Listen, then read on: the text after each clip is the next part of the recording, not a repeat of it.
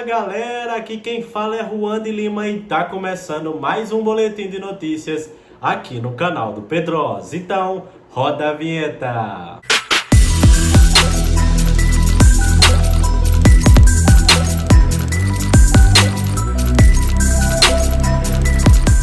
Muito boa noite, torcedor vascaíno. Muito boa noite, torcedora vascaína. Aqui quem fala é Juan de Lima e mais um boletim de notícias aqui no canal do Pedrosa.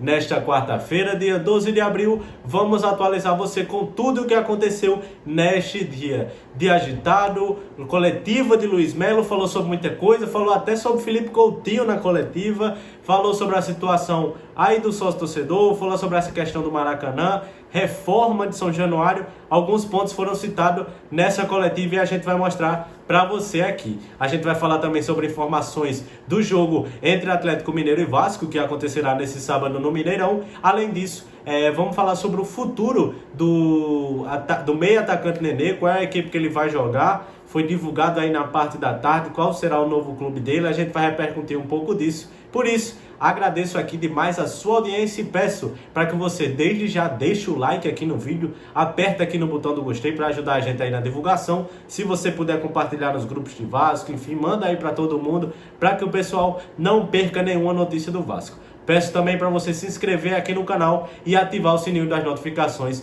para você não perder nada do que acontece com o nosso Vascão. Por isso, vamos logo para as informações.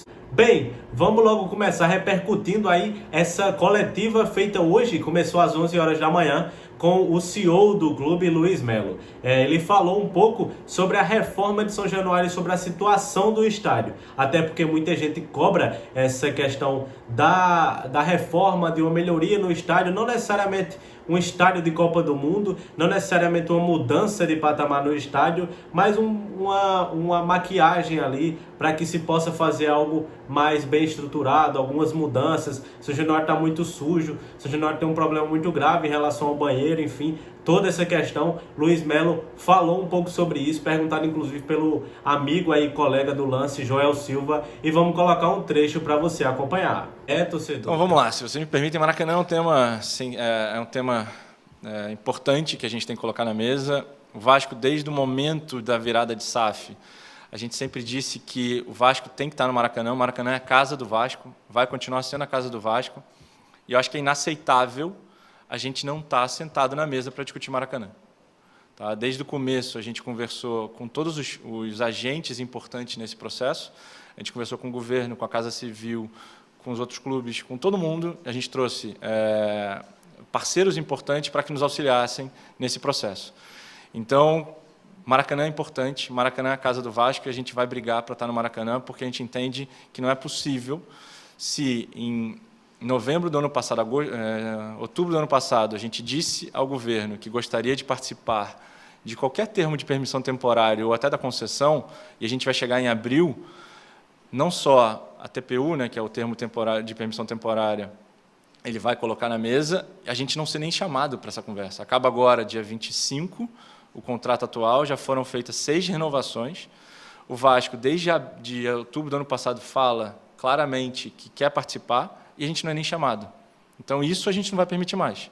O Vasco tem, sim, interesse em participar da concessão do Maracanã e a gente entende que isso é importante para o clube, para o seu torcedor e para o investidor. E a gente vai brigar pelo nosso direito. Então, dito isso, o que a gente tem feito nesse processo? A gente tem não só falado publicamente, a gente tem feito reuniões, a gente tem apresentado as nossas discussões e as nossas dúvidas ao pessoal do governo, da Casa Civil, tivemos reuniões com a Casa Civil, tivemos reuniões com o governador, colocamos o Ministério Público a par de tudo o que está acontecendo, fomos no TCE apresentarmos que existe uma demanda que tem que ser resolvida pelo TCE, pelo Tribunal de Contas do Estado. Então, o que eu quero deixar é, a gente tem, sim, interesse no Maracanã, a gente vai participar e a gente acha inaceitável não ser nem chamado para se acompanhar. Torcedor. Luiz Melo falou um pouco sobre a situação aí de São Januário e também falou sobre Maracanã, isso mesmo, porque ele acha um tema super importante e que o Vasco vai lutar até o fim, inclusive pode entrar na justiça caso não entre no processo de concessão e não seja consultado na renovação de contrato da administração do Estádio Carioca. Vamos lá, melhoria de São Januário. A gente entende, de novo, o anseio do torcedor é o nosso. A gente resolveu fasear as mudanças, tá? A SAF, ela tem 5, 7 meses de criação e a gente começou a focar em algumas melhorias de infraestrutura. A primeira que a gente focou, acho que a gente já falou outras vezes, foi no CT. Então a gente fez algumas melhorias no CT. Hoje o CT, estacionamento era esburacado, a gente comprou novos equipamentos, a gente melhorou a estrutura de academia, a gente deu uma nova estrutura para os atletas do profissional, que quando eles regressaram das férias, eles tiveram acesso a isso. Depois, a gente começou a dar a estrutura para o pessoal da base. A gente mudou algumas coisas, obras na Pousada Almirante, vem fazendo isso. A gente vai chegar em São Januário, sim. O problema é que São Januário, há muito tempo, há muitos anos, ele não tem uma obra estruturante. Você vai sempre fazendo maquiagens. Então, se a gente analisar, e que eu acho que é o grande ponto, todo mundo chega em São Januário, vê no lado da arquibancada a questão do Vasco, a limpeza. Não é simplesmente você fazer uma limpeza naquele processo. Ali, você tem camada de tinta sobre camada de tinta sobre camada de tinta, que se você chegar lá e jogar até aquele jato, elas saem e você gera um outro problema, que é a estrutura de São Januário não tem alguns impermeabilizantes em algum momento. Então, se você está gerando um problema, ou seja, eu vou limpar, vai ficar bonito, mas de repente a gente vai ter um problema estrutural. A gente tem que ter cuidado nisso, a gente está chamando empresas especialistas nesse assunto para realmente dar não é simplesmente dar o tapa e dar a pintura. Porque tudo que a gente faz ainda tem que considerar que a gente tem jogo, que a gente tem pouco tempo entre um jogo e outro, a gente teve agora um tempo maior. O que a gente fez? A gente resolveu melhorar o gramado de novo. Então, por quê? O gramado a gente entende que é importante. Depois a gente vai banheiro, a gente entende que é uma dinâmica e é um processo que o próprio torcedor reclama muito. Como é que eu faço o banheiro ser uma estratégia, algo um pouco melhor para essa jornada do torcedor?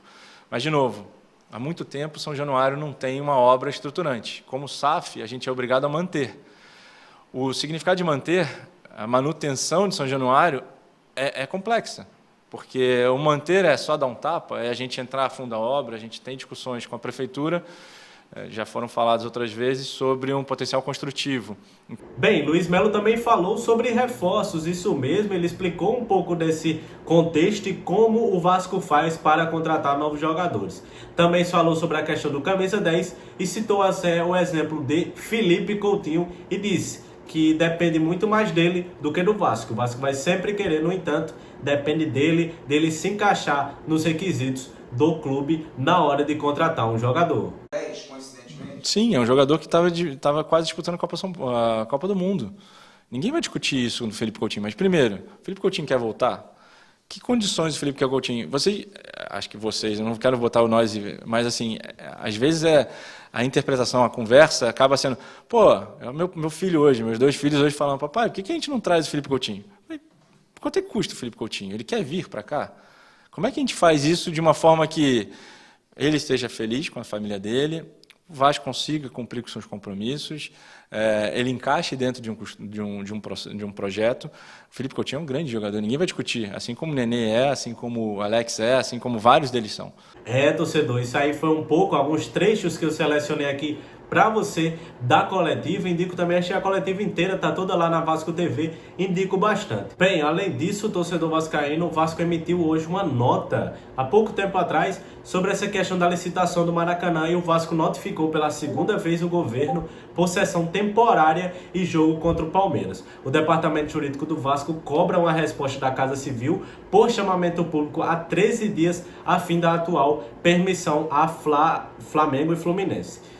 Também cita a falta de conformidade por eventual nova proibição de uso. O Vasco cobrou essa resposta pelo chamamento público para a concorrência temporária pela administração do Maracanã a 13 dias do fim da renovação automática da sessão do Maracanã à administração dada à dupla Flamengo e Fluminense. O Vasco deseja concorrer e apresentar uma melhor proposta para que seja o atual término da TPU, o termo de permissão de uso, devido ao fato da licitação que segue suspensa desde outubro do ano passado por determinação do Tribunal de Contas do Estado do Rio de Janeiro. No ofício, o Vasco citou a ausência de resposta para realizar a partida entre Vasco e Palmeiras no dia 23 de abril no Maracanã, que o pedido foi feito no dia 23 de março, cerca de um mês antes da partida. Ainda não há respostas e Flamengo e Fluminense têm cerca de 9 jogos previstos para todo o mês de abril e torce o nariz para a cessão ao Vasco por conta de condições do gramado. É provável que a resposta positiva ou negativa só venha ao final dessa semana ou início da próxima, às vésperas do jogo de domingo da segunda rodada do Vasco. Então o Vasco está notificando e mais uma vez exige essa questão respostas. O Vasco não está buscando nada além do seu direito. O Vasco quer respostas para que a partir disso possa lutar também mais por seu direito, porque é direito do Vasco, é direito do Carioca, é direito de cada clube do Rio de Janeiro poder usar um bem público como o estádio Mário Filho. Bem, torcedor vascaíno, agora vamos falar sobre o futuro dele, Nenê, que acabou de sair do Vasco, atleta de 41 anos, não teve seu contrato renovado, o contrato é agora até o fim de abril, mas acabou que foi rompido aí, e ele deve jogar na equipe do Juventude que recentemente passou alguns anos na Série A, nesse momento vai jogar a Série B e Nenê vai ser um dos principais jogadores. Está aí a foto em que Nenê vai ser o camisa 77 da equipe gaúcha nessa Série B de 2023. Outra informação muito importante, torcedor vascaíno, sobre Léo Pelé. O GE fez uma excelente matéria divulgada aí em seu site, feita por Emanuele Ribeiro e Tébaro Schmidt, brilhantes jornalistas, e ele falou um pouco sobre essa questão da situação de Léo Pelé, porque Léo Pelé é uma liderança muito ativa no grupo, principalmente agora com a saída de Nenê. Antes era Nenê e agora é Léo Pelé, ambos muitos pilares do Vasco saíram recentemente, levando em consideração que Anderson Conceição também era uma liderança, e hoje uma das principais lideranças do grupo é Léo Pelé, ou apenas Léo, atleta que veio um pouco contestado, depois que saiu do São Paulo, por toda a questão de valores e etc, e vem se provando uma referência importante dentro e fora de campo. Além disso, recentemente ele fez uma reunião com o diretor esportivo do Vasco, Paulo Brax, e solicitou que todas as premiações que aconteçam nesse ano 2023 sejam divididas também com funcionários do CT Moacir Barbosa. Ele achou muito importante e é uma atitude extremamente louvável. Léo Pelé, que vem de origem humilde, falou também um pouco sobre essa questão dele estar ajudando não só o Vasco e as pessoas que trabalham no Vasco, como também sua família. Ele que vem ajudando e mudando a vida de sua família. Deu casa para sua mãe, também aí reformou casa de familiares lá em São João de Meriti, na Baixada do Rio de Janeiro, em que ele está ajudando aí bastante sua família com a atual condição de jogador e capitão do Vasco nesse momento da temporada de 2023. Então é isso, torcedor vascaíno, agradeço demais a sua audiência até aqui. Foi um boletim de notícias, apenas um no dia de hoje, acabou que não tive tempo também por conta de aulas, mas peço para você que deixe aquele like para apoiar aqui o canal do Pedrosa. Se você não é inscrito, já sabe, se inscreve aqui no canal. Desejo a você uma ótima noite, o meu abraço e tchau!